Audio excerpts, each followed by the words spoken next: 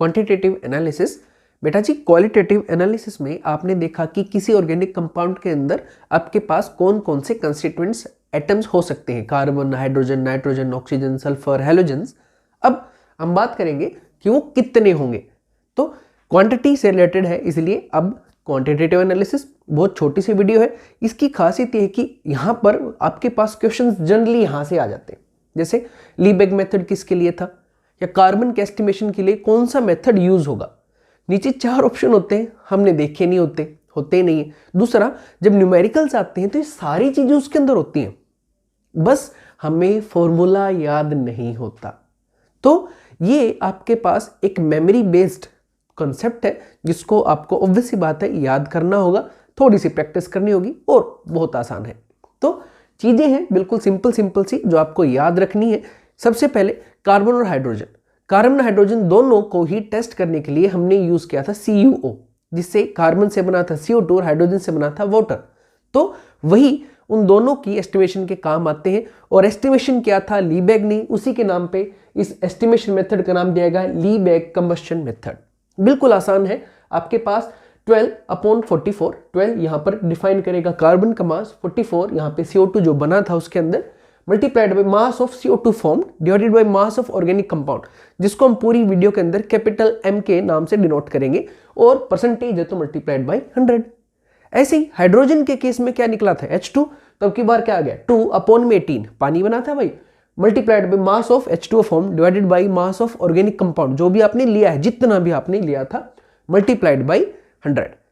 तो ये था लीबेग मेथड। लीबेग मेथड किसके लिए था, कार्बन और हाइड्रोजन के लिए, भूलना नहीं। अब नाइट्रोजन के लिए 2 मेथड आएंगे, डुमास मेथड और जेल्डाल मेथड। डुमास मेथड में मल्टीप्लाई करना है 100 से परसेंटेज के लिए, और ध्यान रखिए जेल्डाल में 100 से मल्टीप्लाई न करें, क्योंकि आपकी जेल्डाल की कैलकुलेशन में ऑलरेडी 100 एडजस्टेड है, तो थोड़ा ध्यान दीजिएगा। डुमास में क्या होगा, परसेंटेज ऑफ नाइट्रोजन, ये आ गया 28 डिवाइडेड बाई वॉल्यूम। अब तक आपके पास मास आ रहा था, अब की बार आपके पास 1 मोल का वॉल्यूम कितना, 22400। अभी 22400 ml में है बेटा जी, और कब होता है, STP के ऊपर, तो वही चीज है, volume of N2 formed at STP, जो भी आपने मेजर किया होगा, डिवाइडेड बाय मास किसका, ऑर्गेनिक कंपाउंड, और मल्टीप्लाइड बाय 100। जेल्डाल में फिर से बता रहा हूं बेटा, 100 से मल्टीप्लाई न करें, जेल्डाल तो बिल्कुल आसान है, percentage of nitrogen is equal to 1.4 into molarity of acid, जो भी आपके एसिड की मोलैरिटी हो, multiplied by volume of acid, जितना भी आपने एसिड का वॉल्यूम यूज किया था ड्यूरिंग दी प्रोसेस, दे रखा होगा क्वेश्चन के अंदर, टेंशन नहीं, बस ध्यान रखना जेल्डाल नाइट्रोजन के लिए है, multiplied by basicity of acid. आप थोड़ा सा इसको चाहो तो शॉर्टन कर सकते हो, भाई मोलैरिटी इंटू में बेसिसिटी, दोनों को मल्टीप्लाई कर दो किसी एसिड के, आपको पता ही है, हाँ जी, NM is equal to normality. तो शॉर्ट में आप चाहो तो मोलैरिटी इंटू में बेसिसिटी को नॉर्मेलिटी दे सकते हो, जो किसी क्वेश्चन में हो सकता है आपको दिया जाए। तो शॉर्ट में बन जाएगा जेल्डाल 1.4 into volume of acid multiplied by normality of acid divided by capital. ये भी आप इस फार्मूले को छोटा करके बना सकते हो, अगर नॉर्मेलिटी में क्वेश्चन दे रखा हो, या आप कन्वर्ट कर सकते हो छोटा सा। तो ये मेथड कौन सा हो जाएगा बेटा आपके पास, जेल्डाल। तो नाइट्रोजन के एस्टिमेशन के 2 मेथड है, एक आपके पास डुमास, दूसरा जेल्डाल। थर्ड है आपके पास कैरियस। कैरियस मेथड 2 एलिमेंट्स को एस्टिमेट कर रहे थे कैरियस साइंटिस्ट सर ने, तो उन्हीं के बेसिस पे आपने percentage of halogen and percentage of sulphur, दोनों कैरियस मेथड से ही आपके पास एस्टिमेट होते हैं।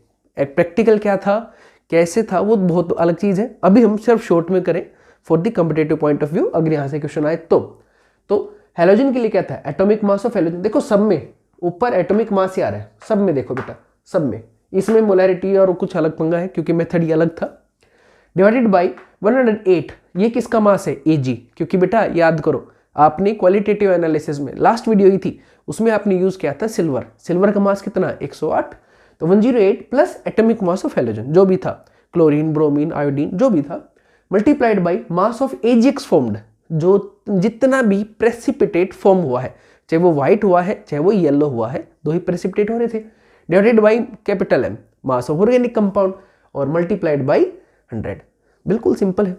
ऐसे ही परसेंटेज ऑफ सल्फर, फिर से सल्फर के केस में आपके पास 32 divided by 233 multiplied by mass of BSO formed.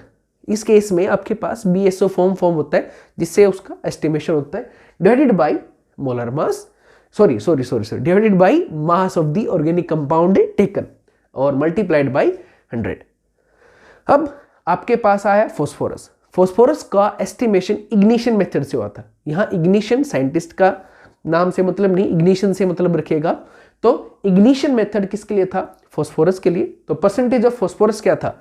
62, वही फॉस्फोरस से आया आपके पास, डिवाइडेड बाई 122 जो इसने कंपाउंड फॉर्म किया था वहां से, मास ऑफ Mg2P2O7 जो प्रेसिपिटेट बनेगा एस्टिमेशन में इग्निशन मेथड में, ठीक है जी, डिवाइडेड बाई कैपिटल M। देखिए क्वालिटेटिव एनालिसिस में हमने अमोनियम फॉस्फोमोलेबिडेट बनाया था, लेकिन इग्निशन मेथड जो इसको क्वांटिटी को डिफाइन करता है उस मेथड में, वो अलग मेथड है बेटा जी, उसमें Mg2P2O7 बनता है, डिवाइडेड बाई आपके पास given mass of the organic compound जो भी आपने यूज किया था, multiplied by 100। Last but not the least आपके पास आयोडीन मेथड जो ऑक्सीजन के लिए रहेगा।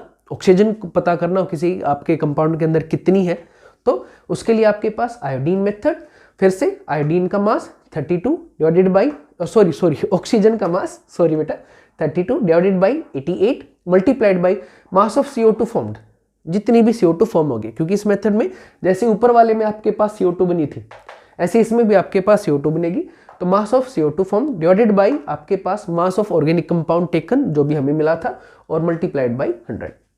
तो इन मेथड क्वेश्चनों में दो ही चीजें हैं जो आपको याद रखनी है। एक, किसके लिए कौन सा मेथड था? लीबेक कार्बन हाइड्रोजन के लिए था, डूमास और जेल्डाल नाइट्रोजन के लिए थे, कैरियस ने आपके पास सल्फर और हेलोजन का अमाउंट बताया था, इग्निशन से फॉस्फोरस निकल के आया था, और आयोडीन मेथड ने आपको क्वांटिटी ऑफ ऑक्सीजन बताई थी। तो इसके साथ आपका ऑर्गेनिक क्वांटिटेटिव एनालिसिस पूरा होता है। बिल्कुल छोटा सा है, बिल्कुल शॉर्ट वीडियो है, प्लीज इसको नोट डाउन करें और मेमोराइज करें। That will be all. Thank you.